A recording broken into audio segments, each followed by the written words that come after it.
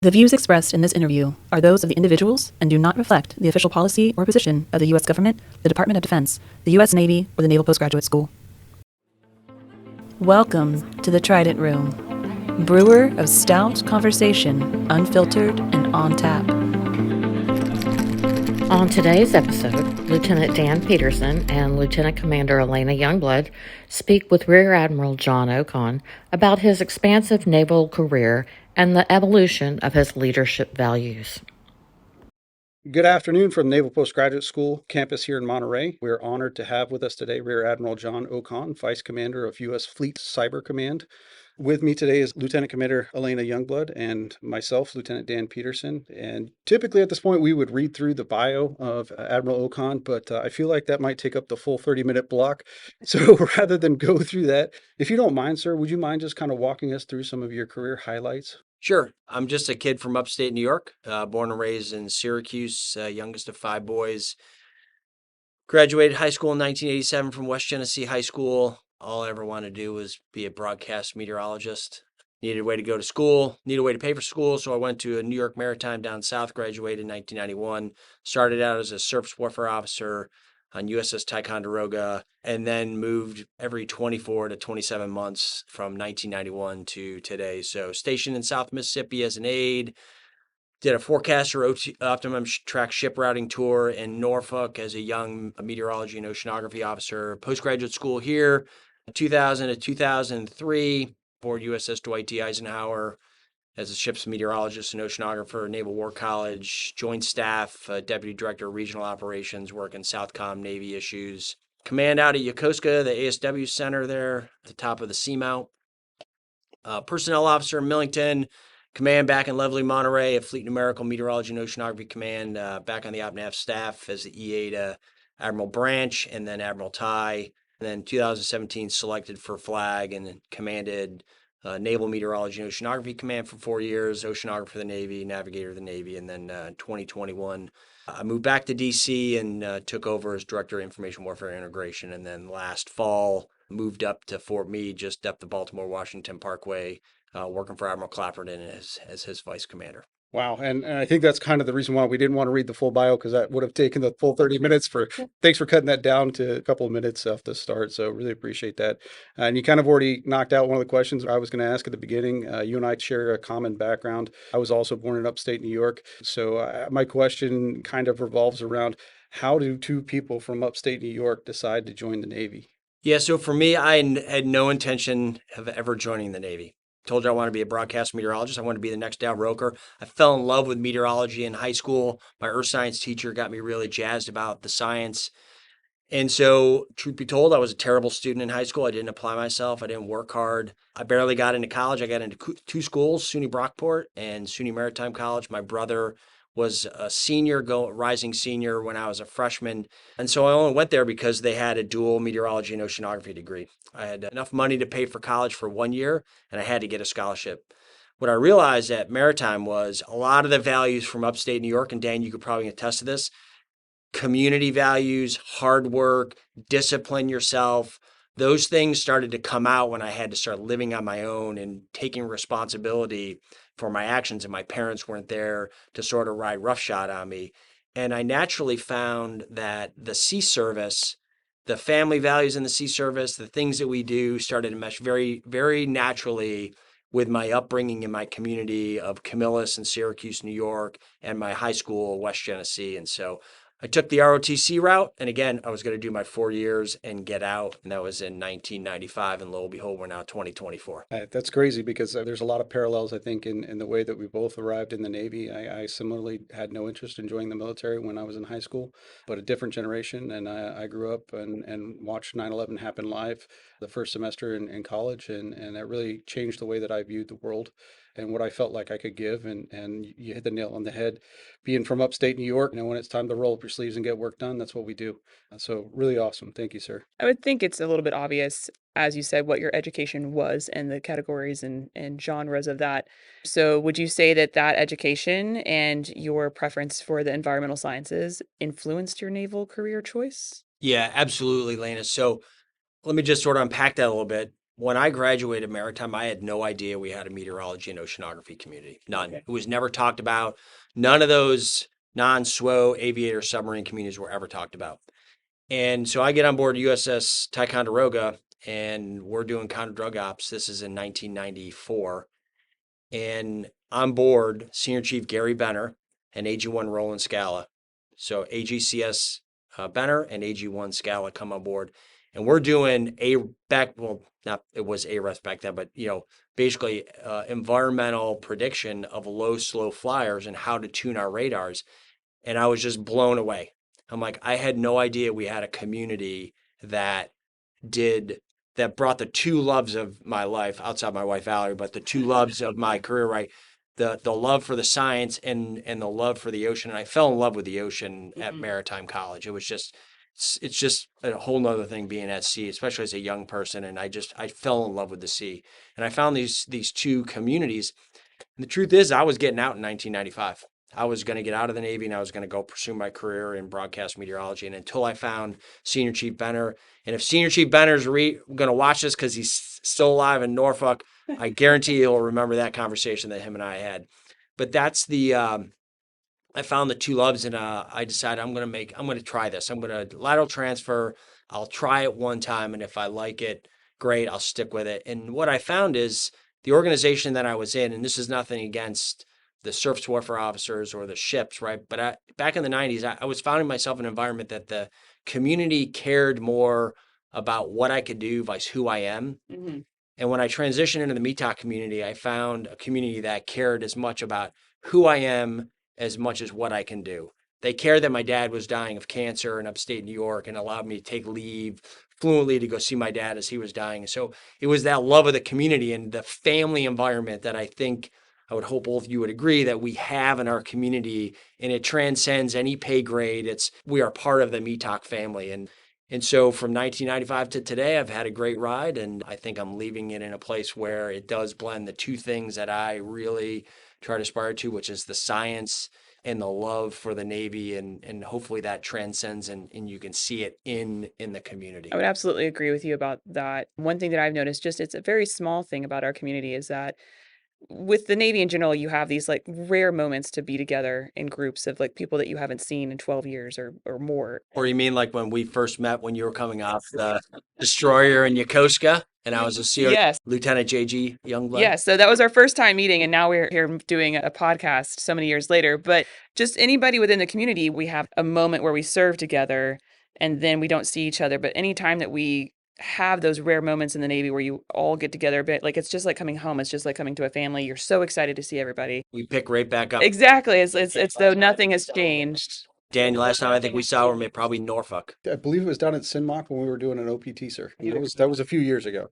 for those who didn't know. And the meteorology community, I think, is one of the rare communities there that does happen. So I think that's a great kind of segue into the start of this, the genesis. You provided a lot of information, sir, on the background of how you came into the community. But tell us a little bit about your early years in the METOC community and some of the memories that you have and maybe some of the mentors that helped you along the way. Yeah, that's great. I've been blessed to have some just phenomenal sailors. And when I say sailors, officer enlisted, that I would say forged me into who I am today. And one that really comes to mind, well, two, I'll say. First is the first person I worked for on watch at Norfolk, and that's Senior Chief Bubba Johnson. As a young lieutenant coming off of Tycho, having a very rigid structure of officer enlisted, now you get into the community, and there's that structure still, but now it's what do you know? And I rolled onto the watch floor in Norfolk, and Senior Chief Johnson was the CDO, and I was the FDO. And regardless of our pay grades, he poured leadership into me. He taught me how to be a forecaster. Same thing with AG1 Green. Just that ability for us to work across pay grades on a common purpose. And it doesn't matter what's on your collar. It's what you know and what you can pour into others. And so Senior Chief Johnson was amazing on that. The other one that really, and this is when you talk about like the single most influential person to help me get here, it's Master Chief Kirk Besgrove. Master Chief Besgrove was an AG1 when I was a lieutenant. He made senior chief. We found ourselves, by some coincidence, not really coincidence, but a targeted detail of us both back on Dwight D. Eisenhower as the METOC team. He was the LCPO and I was the DIVO. he taught me what it really meant to bleed the creed, the 5 lines of our sailor's creed. He taught me what it means to walk it and talk it. And I think anything that I've been able to do as far as the fundamental leadership, sailor to sailor, teaching the creed through my thoughts, my words, my actions, I just tried to emulate Kirk Besgrove. That's a great mentor as a young airman coming in and having Master Chief Besgrove. It was a great opportunity to really learn that mentality. And he was such an exceptional leader in the community and just personality wise, very human in the way that he approached things. Very humble, firm, but fair. Yeah, absolutely. So just real quick, I know some of these acronyms change, so I just wanted to cover what FDO stood for. Yeah, so sorry, forecast duty officer. That's the person I watch that's digging through the observations, the models, trying to figure out what the environment is going to look like on the surface in tangible parameters, wind, sea, precipitation, cloud cover, 48 hours in advance. Yeah, it was great. And that's really where, you talk about the love of meteorology. That's really what, like, I still put pen to paper. I still dig into the models when I want to know, do I need to go play golf today? Can I go for a run? What time? How much? So yeah, that was a lot of fun. And that's the old days when we had no glass. It was literally hand charts, streamlines. There's something really therapeutic as a meteorologist of putting a pencil on a paper once in a while and drawing some charts. I had a different experience at C school. I don't think I'd have called it therapeutic at the time, but you're absolutely right. Yeah, there's a directional component that makes you personally invested into it once you're drawing by hand, and I completely appreciate that. I think the other thing I'd like to stress is, leadership doesn't always come from above, right? You really need to start looking as leadership in the 360. And I've learned, I would probably say, more from the sailors that I've had the opportunity to lead. And it's nothing to disregard my seniors, but we are all leaders, and you just have to look for that moment of leadership. And leadership is not defined by what's on your collar. It's what's defined by what's in your heart and how you act and treat people. And so that was something very special to me, to be able to come into the community and learn that type. And they brought me in as one of their own, right? It wasn't, well, we'll let the lieutenant go do his own thing, right? They cared about my personal development. So talking about command and fast forwarding a little bit to that, when you were SINMOC, the community motto was from the seafloor to the stars. What compelled you and your team to adopt this particular slogan? 2 things. First, we stole that. So if you go back to reading the C&O Richardson's Design for Maintaining Maritime Superiority and Superiority 2.0, there is a line in there about warfighting. And as we read it, Kaylee Turfitt and Amanda Fromm really struck this up. The other one was, it starts with us. When we were going through the 2018 Fleet Week, where we brought Maury into Staten Island, we were trying to figure out, how do we tell the story seamlessly of the community? Well, you had this great oceanographic ship. How do we tell the story of USNO, the FWIX, the Nook, and all the subcommands underneath it? And they literally told it from the stars to the seabed, from the bottom of the floor, but the bottom of the ocean to the stars. And we lined up our commands on the pier, and it started with USNO. So we started with the stars and time, and it worked its way down through the environment, down to the boundary lander, down to the surface air sea interface, and then down into the ocean and all the way down to the seabed. And when they got done with that conversation, then they actually went on board Maury to see the data collection, including the core samplers and the ROVs. And so we try to tell that story, that it's the seamless movement throughout the environment from the bottom of the ocean to the stars that we are responsible to deliver. I think that's awesome because, a lot of times we get wrapped up into the different domains, and sometimes we forget that there is a seamless transition between all of them, and how they connect is critically important. So that's amazing to be able to tie that all together in one storyboard like that. Or you generally just get told like, "Oh, your METOC, your weather." No, What's the golf forecast? it's a whole wholesome forecast. It's everything. So there's been a lot of iterations. It starts with us, I think, kind of struck a chord within the community. It's still something that the community still carries as a brand, but there's been a lot of evolution with what that means. So going back to its genesis, what personal kind of meaning did that have to you at the time? Really, it was 2-pronged. Naval warfighting starts with us.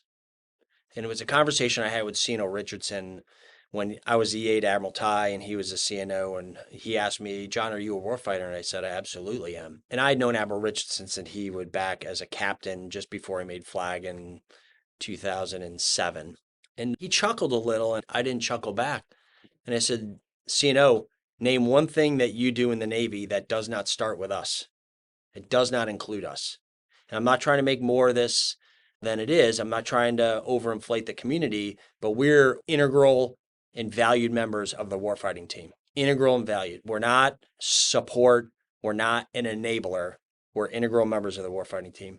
The other part that it really, and so if you look at it, name something that we do in the Navy that delivers warfighting, deterring, or winning wars, and it starts with us. Mm-hmm. Let's think about it.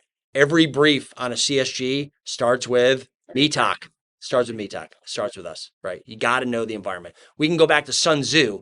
If we want to quote, we can go back to Sun Tzu.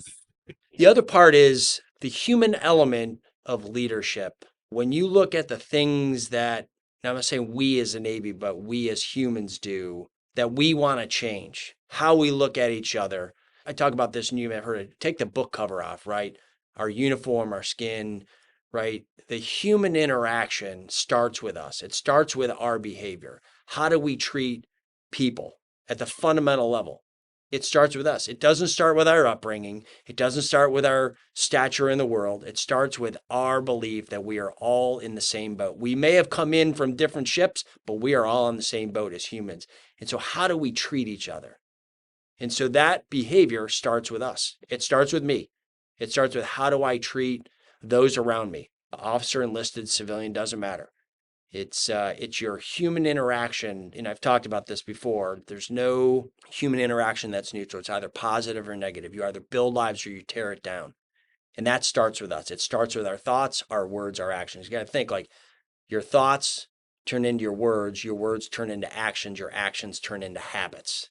And it starts with us, every one of us. And I think that's one of the pieces about It Starts With Us that really resonates with me because, we talk about the most important ships in the fleet. And I think this one in particular hits to the cornerstone of what the U.S. Navy is built on, and that's ownership.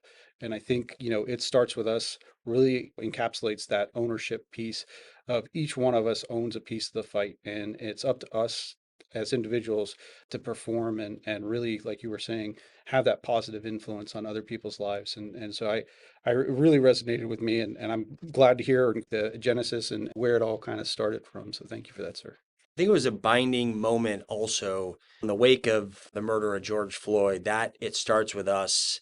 How are we going to treat each other? How are we going to have those conversations when wrongs are being done? Can we step forward and apologize? Can we listen to be curious and not judgmental? It starts with us in every aspect of our life. It starts with our choices.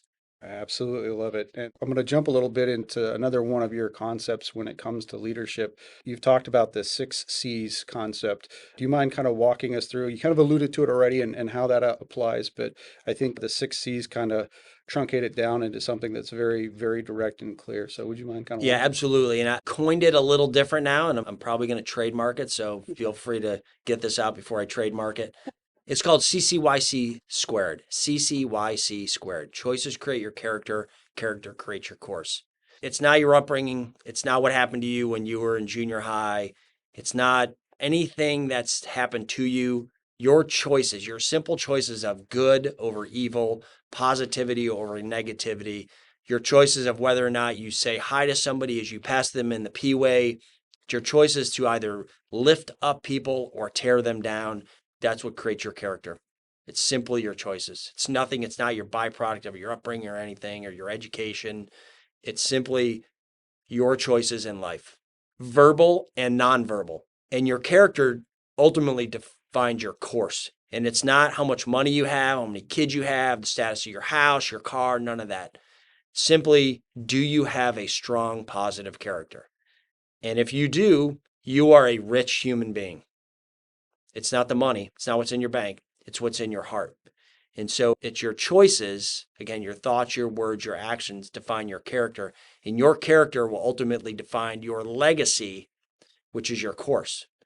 And it's not how much money I'm going to leave, folks. It's how I'm going to make them feel, and have I made them a better version of themselves for us having interacted, whether it's once as a JG or now as a lieutenant commander, as a PhD student. Have I benefited your development and your growth as a human being? Because if you do that, if you develop the person, you develop the sailor. But I think sometimes leadership folks, leadership, we focus on developing the sailor. And not always, if you develop the sailor, you may not develop the human being. And this goes to the point, you develop the human being, and whatever book cover, if you develop the book, whatever book cover you put on them, doctor, lawyer, sailor, soldier, Marine, it doesn't matter. I've developed the book through my character. And that's the legacy. It's not what's on my uniform or on my collar devices. It's how I've tried to make people feel, and have I lifted them up through my character and my actions to be a better version of themselves. Wow. I'm just going to take a moment there. It's not often that you get such diverse and direct leadership, considering all the opportunities and positions and time that you've dedicated to service. And so, was there a moment or experience in your career that you feel kind of helped define you now as an officer? I will say not as an officer, but a human being. And as a human being, I think I've been a better officer. I told you as I was a SWO, I didn't feel like I was in the right environment. I didn't feel like I was where I needed to be. And so I made a change. And it got better. It got better in the METOC community, but it's still, something wasn't right. And forgive me if my voice cracks a little here. I'll try to keep it together. But when my dad died at 68 and I was over his casket, I looked at him and I said, I have to fundamentally change who I am, right? I am going down a path. And don't get me wrong, I wasn't a bad person, but there's some things that I was a young person, young officer, that I'm not necessarily proud of how I treated people. I have no idea why anybody on my first ship, BMC Hall, BMSN Milton, Seaman Woodward, these are all folks that I'm hoping to see here in a few weeks at my retirement, but I treated them poorly. Now, they are incredibly gracious and humble, and they said, no, you were just developing, and I disagree with them. The way I treated them was not what I aspire to. When I was over my dad's casket, and not to get too deep on my dad, but worked very hard raising 5 boys with my mom. My dad passed away back in the late 90s. My mom just passed away. My dad was trying to be the man that I wanted to be, right? And so I fundamentally made the change. I said, I'm going to start making good choices for myself. I'm going to start being the type of person that I was raised as. And again, I wasn't way off course, but it was a reset button for me to say, okay, you are going to change right now. And I did. I just made the decision.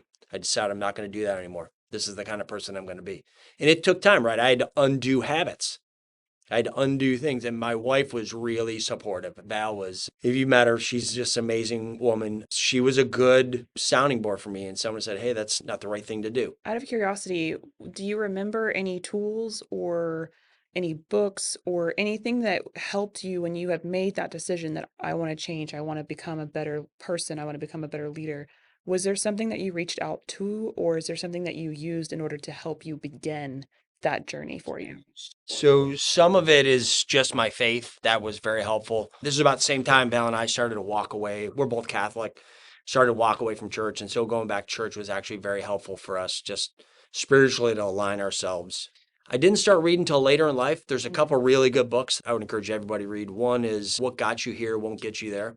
That's about the evolution of leadership, and the things that make you successful as a lieutenant commander will make you successful still as a flag officer, but you have to have different tools in your toolbox. Many Communicate, Few Connect. That's a really good book. It's about fundamentally connecting with those that you lead on a really human level. And then a really, really good book, True Story, Two Souls Indivisible.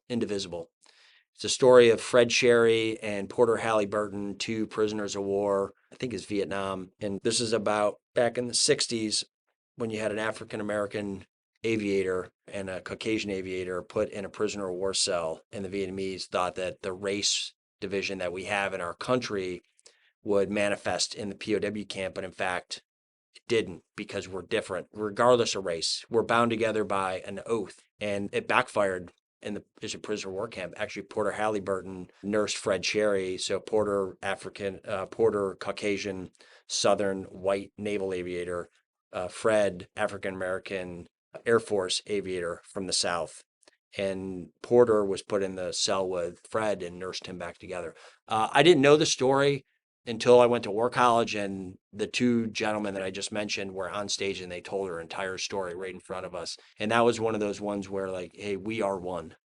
We are one, regardless of what the book cover shows. Embrace the book cover, but it's really about the book. And I'm glad that you brought up the importance of family. I don't think there's been a podcast interview that I've done leadership that the value and the importance of family has not been left or impressed upon me personally. In the military, it's more than just the member, it's the family. And that goes more, I think, to the human aspect of what you've been discussing with developing the human and also the families. So it's an incredibly valuable strength that we have in the military. It's a cornerstone of our nation's strength. Absolutely, sir. You were the commander of CINMOC, and I just wanted to kind of ask, as you've progressed through your career now, how did that experience kind of help you now in the leadership decision making that you've had for the last several years? I think at CINMOC, one of the biggest things that we as a community, and I tried to bring as the commander, is we are part of a broader IW system, right? And the one thing that I tried to impart in CINMOC and I brought back to the Pentagon with me was, hey, listen, if we have one more dollar to spend, it may not be the best decision to spend on us. It may be to spend on another aspect of IW. And that corporate approach, if you heard the bio early, I didn't spend many tours in community. I've done many tours outside of the community. And taking the corporate Navy approach is really the way to lead these large organizations. You can't just be so borescope down and in. It's all about me. It's all about me. You'll eventually get consumed by the bigger beast. So you have to take a broader Navy enterprise approach. Some of what struggles at CINMOC is the location, right? I consider it a fleet concentration area. It is for naval oceanography, but for the other platform-centric communities, it's not. And so bringing that viewpoint from the Pentagon, San Diego, Norfolk down in and giving a broader enterprise approach, I think is really critical. And I'd ask any aspiring leader as they're moving up to think in these priorities: God and country, Navy, naval oceanography.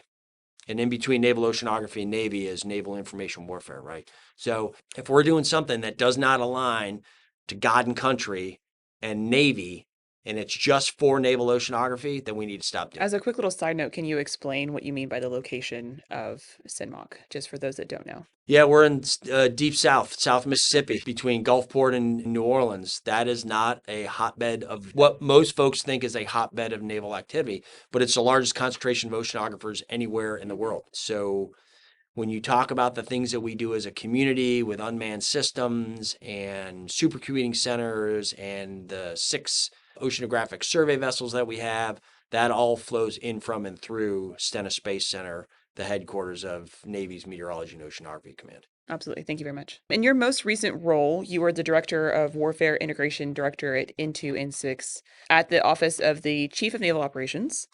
How did your role as the oceanographer of the Navy and all of your previous METOC experience, as we've discussed, help you for that specific position? Yeah, we're an apprentice organization. The Navy is an apprentice organization. Every job you take is going to be something new that you've never done before, and you're going to have to figure it out. Mm-hmm. So when I stepped in as the integrator, I had a fleet concentration approach, or I had a fleet first approach, which I was able to, I think, bring that into a building that in some pockets thinks fleet first, but in a lot of large section does not think pack fleet forces, Navier first. So that was helpful. But the other aspects of it, it was a steep learning curve for cryptology, electromagnetic warfare, intelligence, information technology policy. But I leaned on my fleet experience. I leaned on what was happening in the fleet, what they thought was a priority, what makes their readiness, their operational readiness to deliver warfighting and combat power, what was happening, and this is through the times of Admiral Davidson and Admiral Grady. What did he think about? What consumed his time? And those things that I made a priority because the commander down at Fleet Forces was making them a priority. And he was using his limited and most precious asset, which is time, on these critical capabilities. So what were some of your biggest takeaways as OpNav and 2N6I? We need more cowbell. We need more IW. And I think you can see that if you want to follow the priorities, you follow the money. And we grew the budget 18% over the last 3 years. largely through other people's money, whether it's big corporate Navy money, DoD, or congressional ads. That's a true sense of what we're doing is very important. Things in, from, and through space, really, really important. It's a domain that we must pay strict attention to. And I think you can see the Navy we established while I was there, the Maritime Space Officer designator, to allow us to put our limited intellectual capital and the folks that are really good in the space domain that wear the Navy uniform into these critical billets in MOCs and some of the other locations to help operational commanders make these tough decisions when to talk about maritime operations in, from, and through space. Thank you very much, sir. Thank you for your time and your answer to the questions. I have a lighter question for you. So something that I've always found very fascinating, especially about our community, is not necessarily the fact of like who has the information or who has the most knowledge. It's one of the jobs that I found in my O4 milestone and that kind of thing is to being the ability to communicate that information, and the fact that human communication is super complicated and super complex, and to communicate that impact of that communication. One thing is what we have to do is learn to be that professional communicator. Is there a time in your career that you found that to be challenging, or was a funny moment to perhaps the communication didn't go as well when you were at your O4 milestone speaking to your admiral or something of that nature, just as a funny kind of the communication didn't pan out well? No, actually, if I've got time, I'll give you two quick stories. One, I was on my O4 milestone and we were off the coast of Virginia doing flight ops. We were running northeast, southwest, right through the Bay Capes, Cherry Point op areas. And it was in the winter and we had a fog line set up. And I went to the bridge and told Jack Sutherland, who was the navigator, Jack, we just stop and reset right at this point, because if you go past this, you're going to get into the fog and you're going to go to case 3 and you're not going to be able to land the planes. And he said, okay, we drew the line on the chart. And then all of a sudden I hear the fog horn going and I hear on the brick, Metro to the bridge. So I come up there and I go right over to the chart table and I said, where are we at? I'm like, we're north of the line. Yeah, I know. I said, well, I told you we have to be south of the line. And the captain comes over. He's like, you need to move the fog. I said, sir, I'm not in production. I'm in marketing, right? Production's on the chaplain side. I can't control where the fog is, but I can tell you where it's going to be.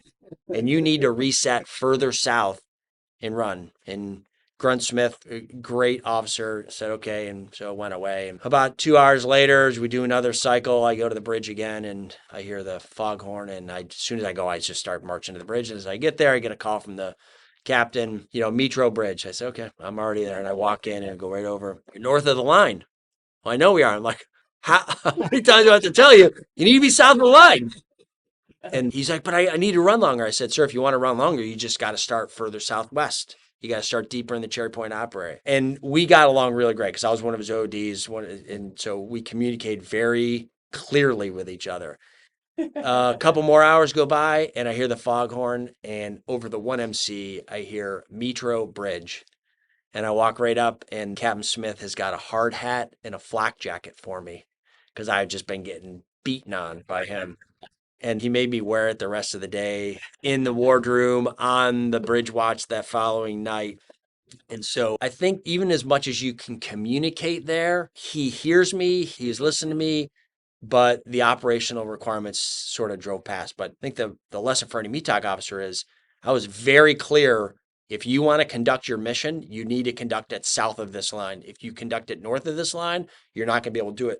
And I think the skipper, as funny as that was, realized that I'm trying to help him out. Right. I'm trying to get you to your mission accomplishment. But based on your requirements, you can't go north of this line. The second one is more personal, and it actually happened here at Fleet Numerical. And as you guys know, I'm a severe extrovert. I love to walk around. And this female civilian scientist, Kim Lock-Magosian, introvert, super awesome human being, did not know she was an introvert.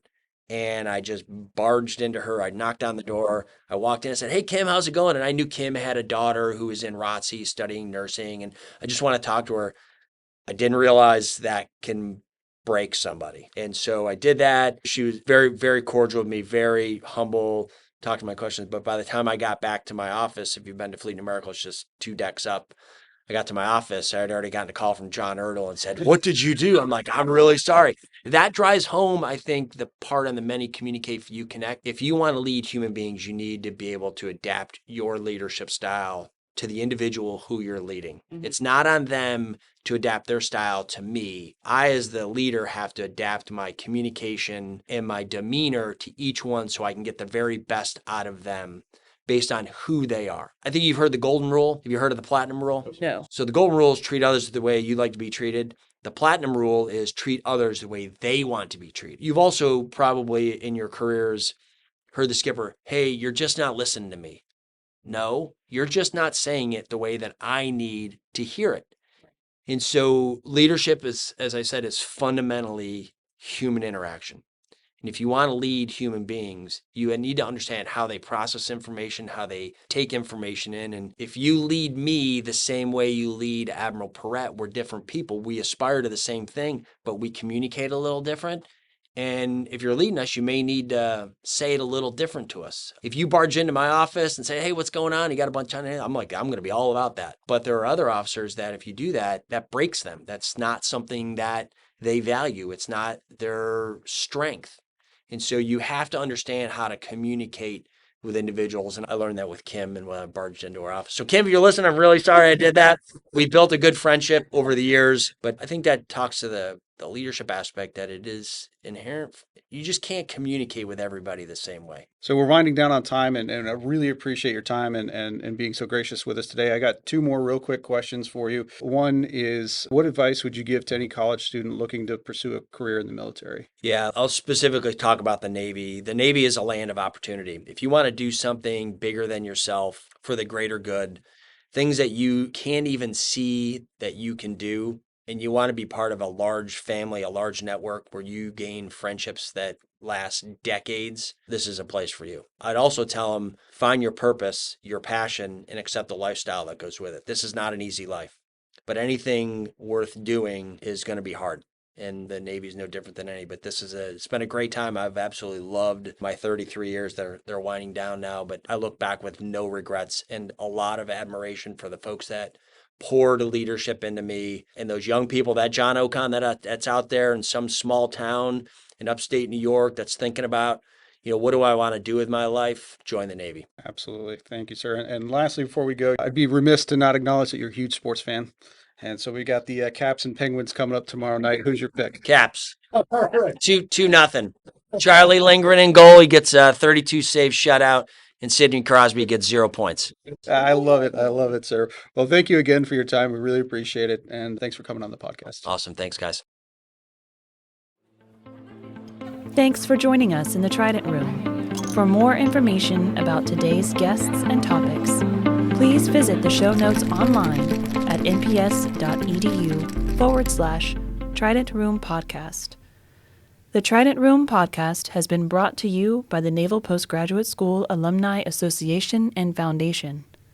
For questions, comments, and suggestions, please email us at tridentroompodcasthost@nps.edu.